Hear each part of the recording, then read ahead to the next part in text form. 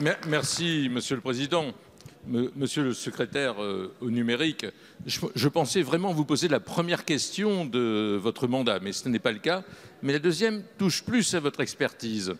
Et vous avez de la chance parce que Monsieur le Premier ministre, qui a beaucoup d'humour, peut imaginer que dans le langage Quai d'Orsay, c'est un vieux député qui vous pose la question. Un vieux député d'une vieille nation, un vieux député d'une vieille France, et qui a une petite idée de ce que peut être le numérique aujourd'hui.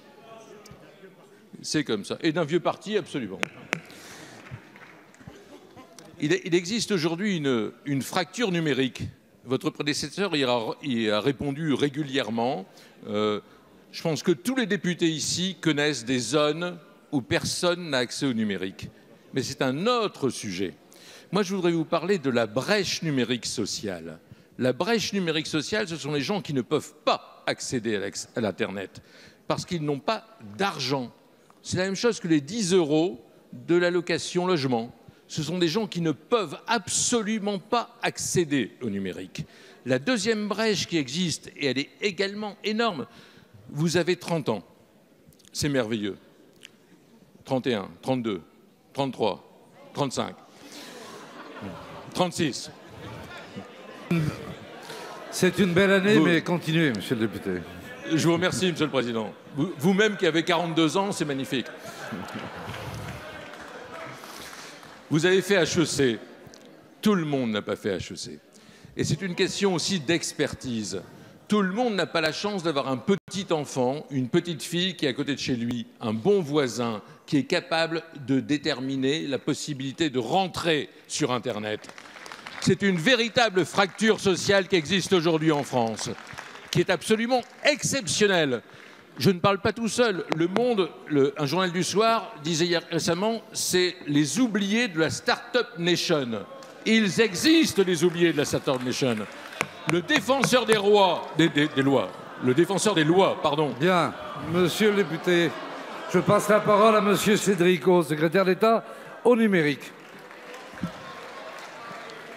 Merci, Monsieur le Président. Mesdames et Messieurs les députés, Monsieur le député Christian Hutin, je vous remercie sincèrement de votre question car elle me permet de clarifier deux choses. D'abord, que j'ai un immense respect pour les vieux députés, tout autant que pour les jeunes, et que l'ancien monde a parfois du bon. La seconde chose, c'est que la Startup Nation, c'est important. Pourquoi c'est important ? Parce qu'aux États-Unis, sur les 10 dernières années, jusqu'à la moitié des emplois créés l'ont été directement ou indirectement grâce à la technologie. Et donc, on a besoin de ces emplois. Mais il y a une chose qui est certaine, c'est que réussir cette transformation ne peut pas se faire sur le dos de ceux qui n'ont rien, ou pas grand-chose. C'est même une condition de la réussite. Le défenseur de droit, vous l'avez dit, a remis un rapport avec lequel je n'ai aucune différence d'appréciation, ni des constats, ni des solutions. L'État a déjà annoncé beaucoup de choses par la voix de Mounir Majoubi et une grande ambition en matière de haut débit et de très haut débit portée par Julien Denormandie. Il faut aller encore plus loin. Je suis persuadé que la dématérialisation des services publics est une chance. Encore faut-il le faire en pensant aux gens et aux usagers et à ceux qui ne savent ne servir ni d'un clavier ni d'une souris. En la matière, je le dis, peut-être l'État est-il allé un peu trop vite depuis plusieurs années.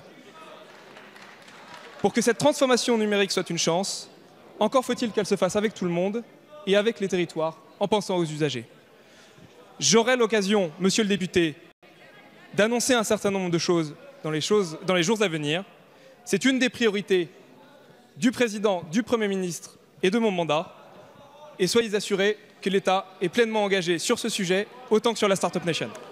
Merci, monsieur.